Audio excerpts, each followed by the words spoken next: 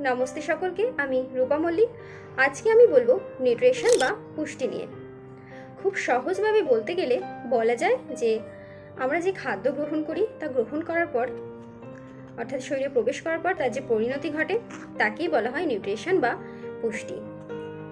निউট্রিশনের दुटी भाग रयेछे, मैक्रोनिউট্রিয়েন্টস एवं माइक्रोनिউট্রিয়েন্টস। मैक्रोनिউট্রিয়েন্টসেर मध्य रयेछे कार्बोहाइड्रेट, प्रोटीन एवं फैट। कार्बोहाइड्रेट हलो आमादेर शरीरेर प्रधान शक्तिर उत्स। आमादेर दैनन्दिन काजकर्म एवं शरीरेर विभिन्न काजकर्म करार जोन्नो किन्तु कार्बोहाइड्रेट खूबই गुरुत्वपूर्ण भूमिका पालन करे। যখন আমরা कार्बोहाइड्रेट खाई तखन ता ग्लुकोजे रूपान्तरित हय एवं ता थेके तात्क्षणिक शक्ति शरीरेर कोषगुली सरबराह करे।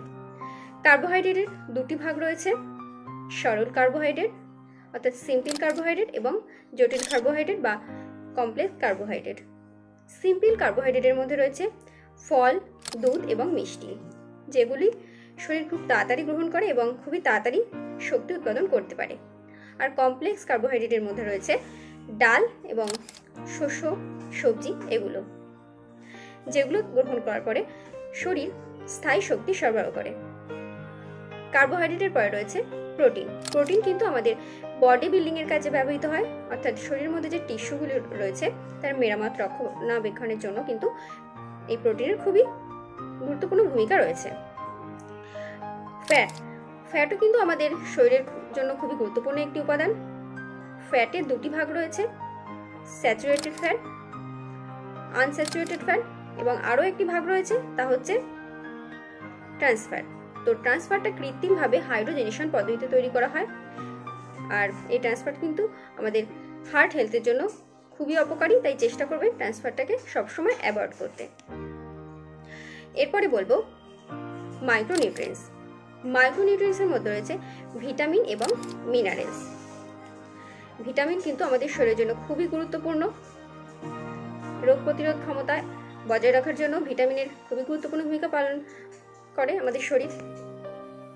ভিটামিনের দুটি ভাগ রয়েছে, নাম্বার 1 ফ্যাট সলিউবল ভিটামিন, যেগুলোর মধ্যে রয়েছে ভিটামিন এ, ডি, ই এবং কে। আর ওয়াটার সলিউবল ভিটামিনের মধ্যে দুটি রয়েছে, দুটি ভিটামিন, ভিটামিন বি এবং ভিটামিন সি। এরপরে রয়েছে মিনারেলস। মিনারেলস কিন্তু আমাদের শরীরের জন্য খুবই গুরুত্বপূর্ণ একটি ভূমিকা পালন করে। মিনারেলসের মধ্যে প্রধান প্রধান মিনারেলস হলো সোডিয়াম, ক্যালসিয়াম, পটাশিয়াম, এছাড়াও রয়েছে আয়রন।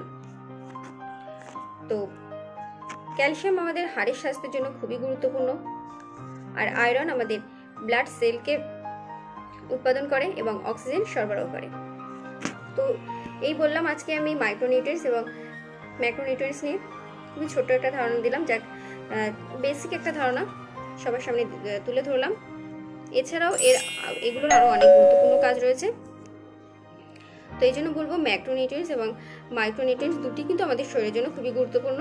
হ্যাঁ, ম্যাক্রোনিউট্রিয়েন্টস যেটা রয়েছে সেটা আমাদের শরীরের সবথেকে বেশি দরকার হয় আর মাইক্রোনিউট্রিয়েন্টস কিন্তু কম পরিমাণে দরকার হয়, কিন্তু শরীরকে সুস্থ রাখার জন্য এবং শরীরের রোগ প্রতিরোধ ক্ষমতা বৃদ্ধি করার জন্য, সেগুলোকে সঠিক রাখার জন্য কিন্তু মাইক্রোনিউট্রিয়েন্টসেরও দরকার হয়। এই জন্য ম্যাক্রো এবং মাইক্রো দুটি নিউট্রিয়েন্টসের কিন্তু ভারসাম্য আমাদের শরীরে বজায় রাখতে হবে। তাই প্রতিদিনই কিন্তু আপনারা ম্যাক্রোনিউট্রিয়েন্টস এবং মাইক্রোনিউট্রিয়েন্টস সমৃদ্ধ খাবার আপনাদের খাদ্য তালিকায় রাখবেন।